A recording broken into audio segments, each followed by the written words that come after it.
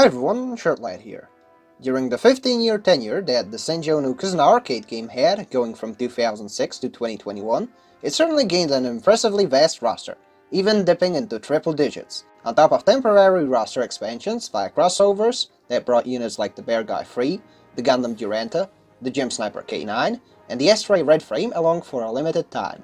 By the way, the Gundam Duranta was a gunpla built from the 2011's GBWC, which the game implemented as a 220 cost close combat fighting type. There was also a Gundam GPO-1J, which was a custom build from the Hobby Japan magazine. But anyway, there's a total of 73 unit skins, or extra types as the game likes to call them. It took me quite a while to track down the unlock requirements and additional info for most of them, but yeah, I will try my best to abridge the whole list because it is quite a large one.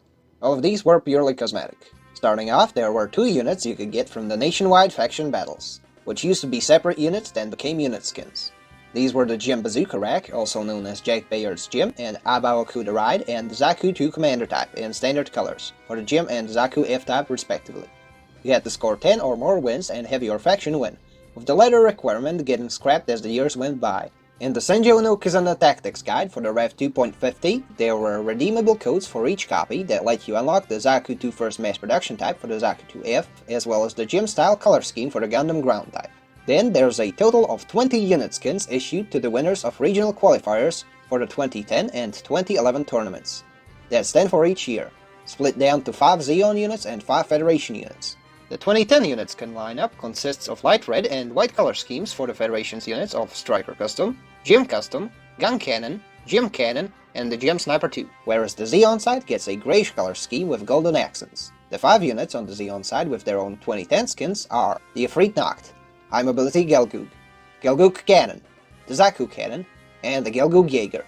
As for the 2011 lineup, the Federation got green and white color schemes, while Zeon got black and red. The unit roster in terms of skins goes as follows: Alex, GPO-1, Gym Sniper Custom, Full Armor Gundam, Mass Production Gun Cannon, the Camphor, the Gerber Tetra, the Gelgoog, Zaku 1 Sniper, and the Zaku 1 Late Production type. A total of 7 units got a real type color scheme: the Gundam, the Gelgoog, the Gym, the Zaku 2, the Zaku 1, the Gun Cannon, and the Dom. Some were event exclusive, some you could get from some membership thing, and most of them got a rerun in 2016.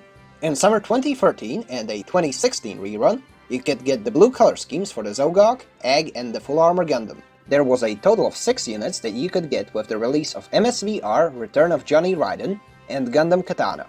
These were Johnny Raiden's color schemes for the Zaku 2 S-type, High Mobility Gelgoog, and the Gelgoog Cannon for the former, with the latter getting Nemesis colors for the Striker Custom and the Gym Sniper White Dingo type, as well as the Blue Destiny 2 Omega skin for the Blue Destiny Unit 2. For the Federation type BD2, not the captured Nimbus custom with the red shoulder pieces. In a collaboration with the manga Gundam Blazing Shadow, this game didn't only get a bunch of units, but also 9 skins.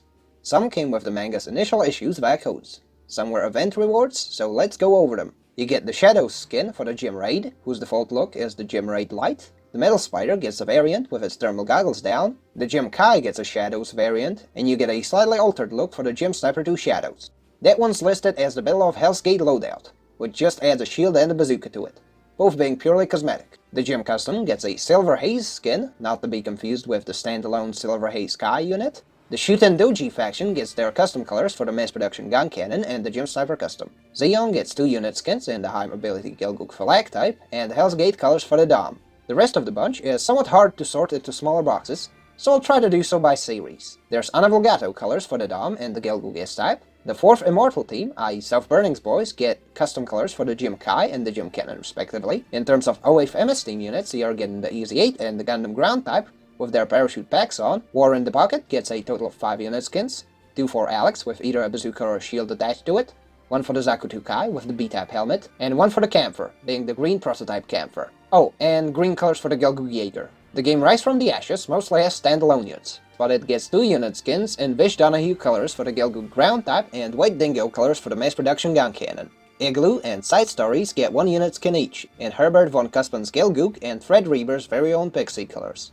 Speaking of Pixie, it also gets a color scheme from the War Federation Hooligans manga, specifically the North American front colors. Unicorn gets a total of 2 skins, 1 for the Gear Zulu, being the Guards type, and 1 for the Jagan D type. being the Jagan A2 type, in general Rebel colors. When it comes to the remainder of the skin roster, the rest are mostly known from stuff like MSV and assorted variations. The Gym Nightseeker has the Nightseeker 2 skin, the RX-78-2 also comes in its rollout colors, then there's the Makuve's Goof skin for the Goof, the Packard Zaku 1 skin for the Zaku 1, and 2 skins for the high mobility Zakus. By which I mean that the Black Tristar's custom R1A type gets the Shin Matsunaga skin, while Johnny's R2 can Sortie and Robert Gilliam colors. There's also the Rabbit type Zaku cannon, in case you wanted an extra antenna for that one. Whew, there you go, all of them.